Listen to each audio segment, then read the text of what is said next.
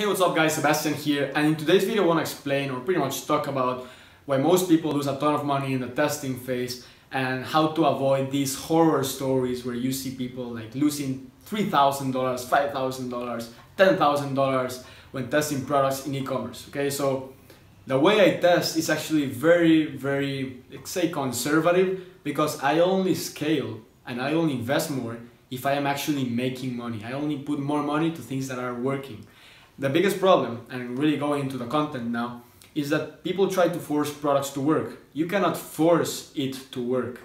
And the reason is because in Facebook or e-commerce on Facebook, the product, if it's good, it's gonna sell itself. Obviously, you gotta show it to the right audience, you gotta have a good ad, you gotta have a great image, but if you do that, the product is gonna do the heavy lifting for you. It's gonna start selling itself and it's gonna start creating a ton of engagement because people wanna buy your freaking product.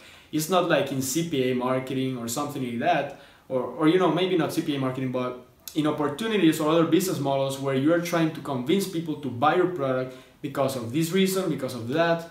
You're pretty much trying to force the sale and try to get the person to take out their wallet and buy.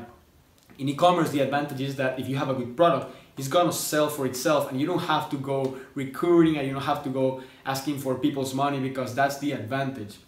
But the thing is that if you're testing a product and maybe you're testing 3 products and these products are not good, okay, you see the costs, they're super high, you're spending money, you're not making sales. A lot of people, what they do is that they try to force that product to work by putting in more money because they think that, oh man, I spent $50 and it didn't work. Let's say there's an ad set of that campaign of that product that has spent $50, made no sales at all, high cost per click, and the person says, okay, what if I just double the investment? I have to start making sales for sure. I mean, I have to start making sales. So what the person does is that they start putting a ton of money into that product that is not converting because they try to force it to work. So in the end of the day, yeah, you might get 1 sale, 2 sales, 3 sales, you might be getting sales every day, but how much money are you actually spending to generate those sales? How is that spent versus made? And after you see that, remember you have to actually pay for the product, you know, like buy it. You have to pay for fees, and you actually gotta pay for other expenses such as, you know, your virtual assistants and all kinds of things, okay? So when you have a product that is just not working, it's not helping, you have super high costs, you're investing money, you're not making money, why are you gonna put a ton of money? Okay, that's the biggest problem, and that's the reason why most why most beginners lose a lot of money. You hear these horror stories that make people wanna run away from the business. It's simply because they think that just by investing more money, it means that you will make more money, okay? And that's true only if you have a winning campaign. So I heard something, a quote that was really that got my attention is, you cannot scale the crap out of crap. Okay, so if you got crap, you cannot scale that crap. You can only scale what's already working, a product that is triggering engagement, a product, you know, that's making consistent sales.